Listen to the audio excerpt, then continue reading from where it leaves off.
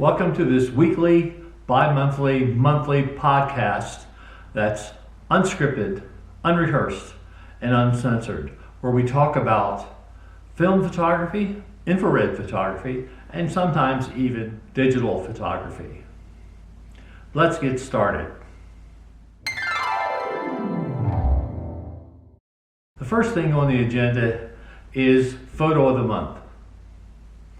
If you're new to this podcast, you may know that Photo of the Month isn't like the best photograph I've made this week or this month or whatever, but the most recent photograph that I've made. In this case, it was shooting automobiles at the Parker Cars and Coffee event a week or so ago. To do that, I used this point and shoot camera. This is the second Cars and Coffee event that I photographed with a point and shoot camera. Last month it was the Minolta Prod 20. This week it's a Leica Z2X. That is a Jaguar edition. So this came in British Racing Green and also with a really nice leather case with the Jaguar Leaper embossed into it. So how did it go?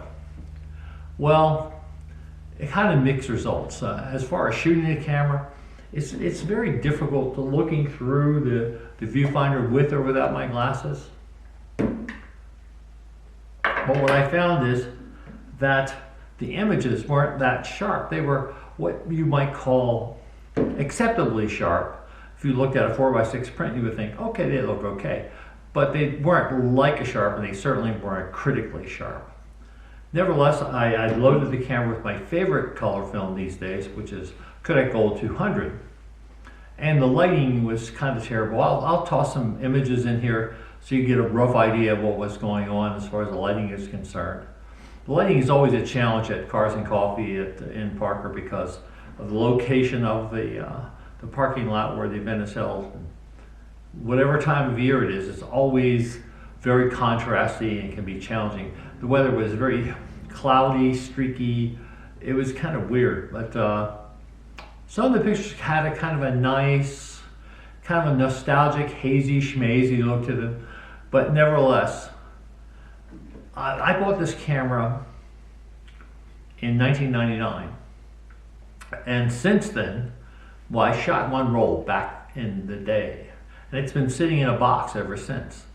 And after shooting with it and finding that the shutter release isn't all that smooth and the zoom control is kind of awkward and the images aren't that sharp, I realize now why I haven't used it since 1999. But that's how I'm going through all my different cameras, my old film cameras, one at a time, so I can find out which ones I'm going to use going forward, which ones I'm not. Unfortunately, the Z2X is on the not list. And now we toss it over to our senior camera testing correspondent for a look at the camera of the week. Wow, I'm here at McKay Meadows and I'm walking across this bridge because I'm really thinking that maybe we're going to get away from the noise at Parker Road, which is nice. Maybe you can hear some of that. I have the Canon AV-1 here with the 50mm 3.5 macro lens, and I'm here to kind of test a theory. If you saw the blog I did on it, I'll put a link below to so you can take a look at it, about my first experience with this camera. Found that the high shutter speeds kind of cause some shutter problems. And since the cost of a CLA exceeded the cost of the camera, someone suggested maybe I should shoot slower shutter speeds.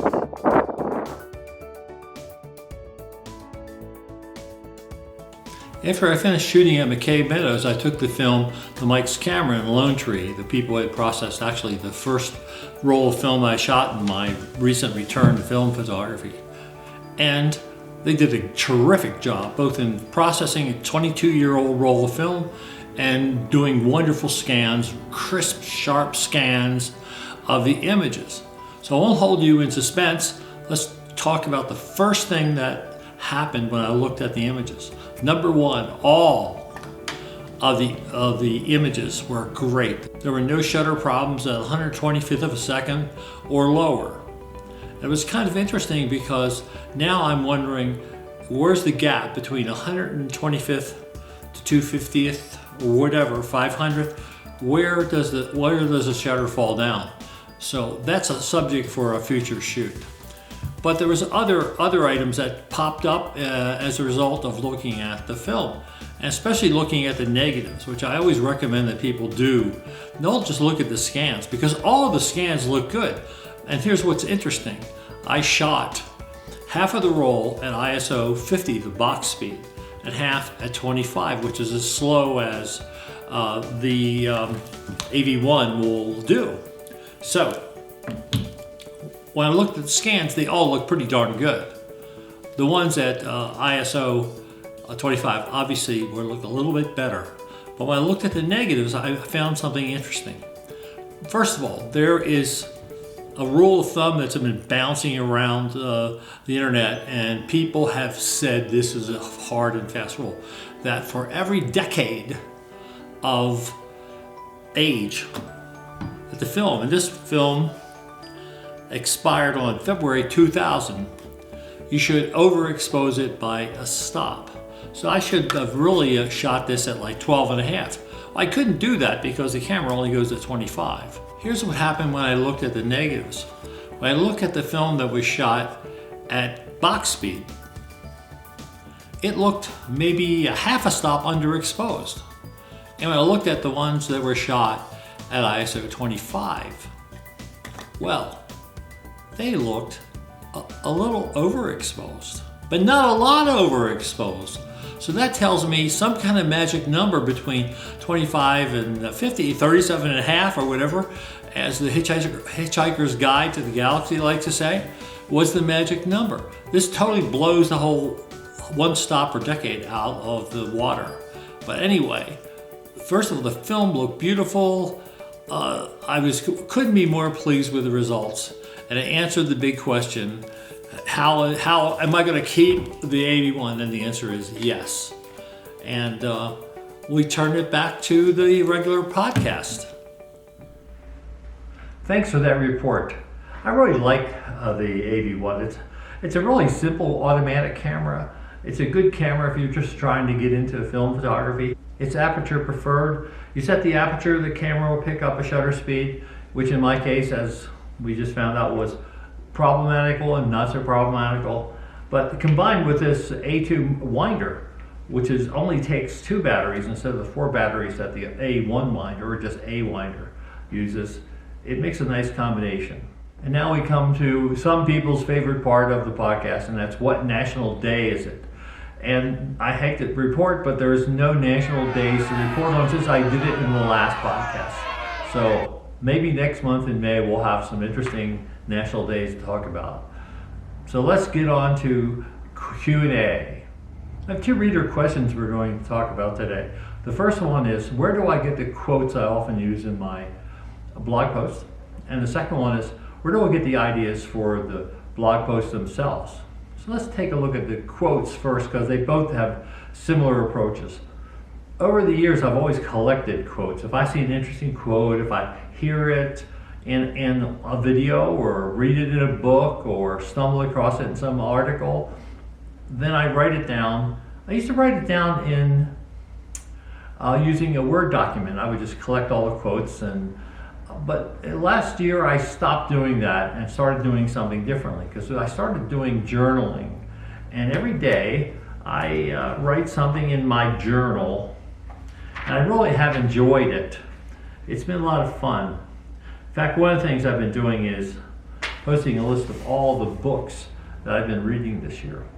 But anyway, when I find an interesting quote, I write it down in the book. So it's really pretty easy to find, even easier to find than having it in a Word document. I have confessed to having an affinity for quotes by Mark Twain, because I think that even though he's been gone a long time, I think his thoughts about society, about government, about the world we live in are just as valuable today as they were back when he was alive. But I also like anything that's related to what I'm writing about, or something that points out something in much more articulate terms maybe than I do. But I write it down in a book, and I use fountain pens. And I've been off and on fascinated by fountain pens my whole life.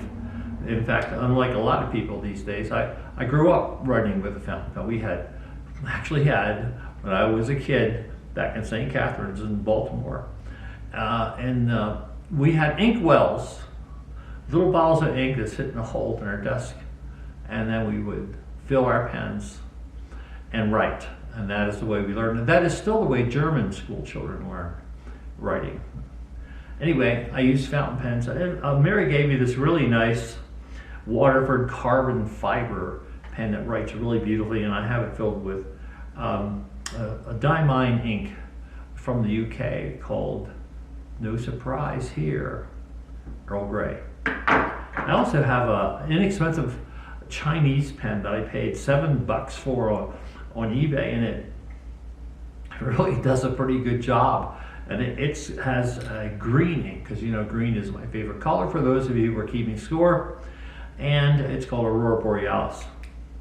Now, as far as ideas, I record ideas pretty much the same way. In a journal like this, sometimes I'll get such a strong idea that I'll stop what I'm doing and run screaming into my computer and start writing and typing as fast as I can to get the ideas out of my head. Because what I found over time, that if I think, oh, I'll remember this and get back to it and write it, I won't. So I have to do it now. And so sometimes like I said, I'm having a conversation with Mary, maybe here at the kitchen table, and I say, I gotta go. I run in there and I dump as much information out through my fingers as I can into the computer, which ultimately I turn into a blog post.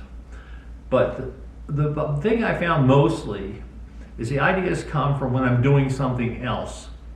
Back when I started writing for Photo Methods and photo magazines, back when there was such a thing as photo magazines in print, I would sit in front of an electric typewriter. I had an electric portable Smith Corona, put in a paper and stare at the white paper, and ideas will often come to me.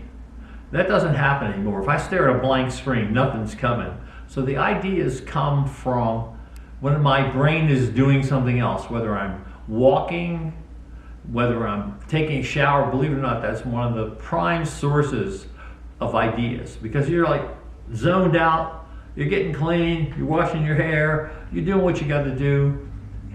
Ideas pop in my head, and then once again I have to get those ideas down in the computer or into a journal or into something so I remember them.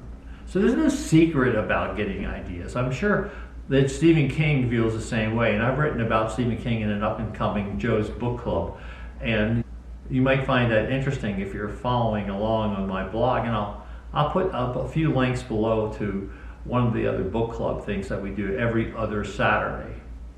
So anyway, that's the answer to the question. Where do I get my quotes? Where do I get my ideas? It's no secret. It's available to anybody. Thanks for watching. I would appreciate it if you would subscribe. We're going to have a drawing once the subscribers get to 100, and the drawing over the prizes will be for the 100 people who are actual subscribers. It should be a nice prize package. It helps the algorithm. It helps people take notice of what I'm doing here. And also, if you'd like to send me some film like Sheila did for that test that we did with the AV-1, I'll have an address below the post office box where you can send me film or any other stuff. Somebody said they were going to send me some lenses. I haven't received them yet, but when I do, we'll do a blog post or maybe a video about them. So again, thanks for watching, and I'll see you again real soon.